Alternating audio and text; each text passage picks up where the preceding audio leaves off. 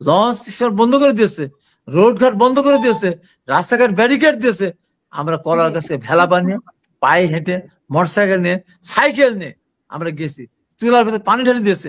শীতের রাত্রি আমরা খোলা আকাশে মুক্তিযুদ্ধ একবার বিরোধিতা করেছেন, মানুষ মেনে নিয়েছিল, আর কিন্তু মানুষ মানবে না। এখন বিশ্ববিদ্যালয় ছেলে কি বলে, তোমরাও জানি, তোমরাও জানো, আমরাও জানি জামাত শিবির পাকিস্তানে। এই জামাত ইসলাম আজকে আপনি বলে দিতে শেষ কথা, এত কথা বললাম, আমি বলে যাচ্ছে, চ্যালেঞ্জ করে বলছে, জামাতে ইসলামের যতগুলি প্রতিষ্ঠান আছে, স্কুল হোক, কোচিং সেন্টার হোক, বিশ্ববিদ্যালয় এখন হোক, যাই হোক না কেন, কোথাও ওরা জাতীয় পতাকা উত্তোলন করে না, ওরা কোথাও ওরা জাতীয় সঙ্গীত বাজায় না। বলেন, এই বাংলাদেশে বসবাস করবেন, আপনি রাষ্ট্রীয় ক্ষমতা যাবেন, আপনার জাতীয় সঙ্গীত যতক্ষণ পরিবর্তন না হয় ততক্ষণ এই জাতীয় সঙ্গীত আপনাকে শুনতে হবে, বাজাতে হবে। তারা বাজায় না, কথা কে বলবে, কে বলবে কথা করে? হ্যাঁ, আমি বলতে পারি, কারণ আমি মুক্তিযুদ্ধে গেছি, আন্দোলন গেছি, সংগ্রামে গেছি, রাস্তা মার গেছি, পুলিশ হাতে মার গেছে। এই বিগত সরকার কয়বার আমাকে মারলো বলেন তো? 18 সালে আমাকে শরীরটা তছনছ করে টুকরা টুকরা করে ফেলার মতো, আমাকে গুলি লাগলো না, কতবার হয়েছে। আমরা এত কষ্ট সহ্য করলাম, হ্যাঁ, রাস্তায় পিটালো, কুত্তার মতো পিটালো। আমার মতো একটা বয়স্ক মানুষ, আমি জেলা বেঞ্চের আহ্বায়ক, মামলা দিতে গেলাম, থানা মামলা নেয়নি, কোর্টে মামলা দিলাম, কোর্ট মামলা নিল না। আসামি তো পরের কথা। এই অত্যাচার নির্যাতন সহ্য করে আমরা এত মানুষ রক্ত দিলাম, আর কথায় কথায় বলে 17 বছর কি করেছেন? আরে বাবা, 17 বছর করেছি বলেই তো জনমত গঠন হয়েছে। 17 বছর আমরা করেছি বলে 2024 সালে তোমাদের কথায় না, আমাদের কথায়, বিএনপির কথায়, আন্দোলনকারী দলগুলির কথায় মানুষ ভোট কেন্দ্রে যায়নি। 5 থেকে 7% ভোটার রেখেছিল, তাদের কারণে আমাদের নিষেধ অমান্য করে, আমাদের প্রতি বিশ্বাস রেখে তোমাদের জন্য যায়নি। তোমরা নিষেধ করো ভোট কেন্দ্রে যেতে, কোনো মূল্য নাই। আমরা সমাবেশ করেছি, আমাদের ইয়ার বন্ধ করে দিয়েছে, লঞ্চ স্টেশন বন্ধ করে দিয়েছে, রোডঘাট বন্ধ করে দিয়েছে, রাস্তাঘাট ব্যারিকেড দিয়েছে।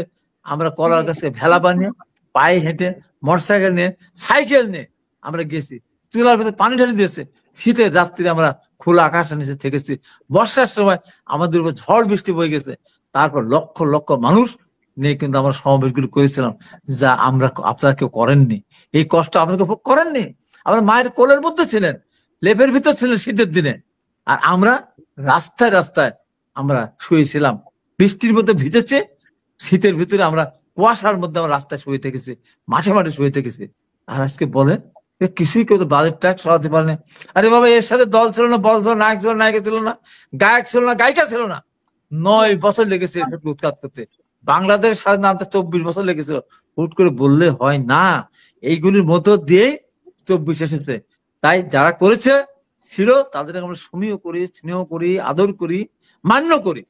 তার মানে কি তাই যা ইচ্ছা তাই বলে যাবে, উপহাস করবে, কথায় কথায় বলে কোথায় ছিলেন আপনারা? আপনাদের না হলে আমরা বেরোতে পারতাম, আমরা বেরোতে পারতাম, আজ তাহলে বেরোতাম। তোমরা কি মন্ত্রী হতে পারতে?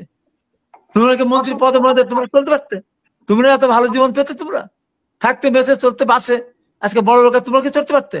ও, তোমাদের কথা বলবা না, আমাদের কথাই শুধু বললো। 36 দিনে তোমরা সবকিছু পেয়ে গেলা, আর আমরা এত বছর আন্দোলন করার পরও কথায় কথা আমাদেরকে কথা শুনতে হবে? এসব কথা বাদ দিয়ে আসো ভাইয়া, আসেন, রাজনৈতিক দলগুলি আসেন। স্বাধীনতা মুক্তিযুদ্ধ একবার বিরোধিতা করেছেন, মানুষ মেনে নিয়েছিল, আর কিন্তু মানুষ মানবে না। এখন বিশ্ববিদ্যালয় ছেলে কি বলে, তোমরাও জানি, তোমরাও জানো, আমরাও জানি জামাত শিবির পাকিস্তানে। তোমার বাবা রাজাকার, তোর দাদা রাজাকার, আমার বাবার এই দেশ আমার বাবার, এই দেশ আমার দাদার। এই স্লোগান কিন্তু মানুষ দেওয়া শুরু করেছে। তাই বলি, এত অহমিকা না দেখিয়ে আসুন, একে চোর না বলে, ওকে ডাকাত না বলে, আসুন একসাথে মিলেমিশে আন্দোলন ছিলেন, ঐক্যবদ্ধ থাকেন, তাহলে মহা বিপদ কিন্তু আমাদের সবার জন্য অপেক্ষা করছে। কম আর বেশি সবাই আমরা বিপদে পড়বো, দেশটা ধ্বংস হয়ে যাবে, অর্থে ধ্বংস হয়ে যাবে। ধন্যবাদ।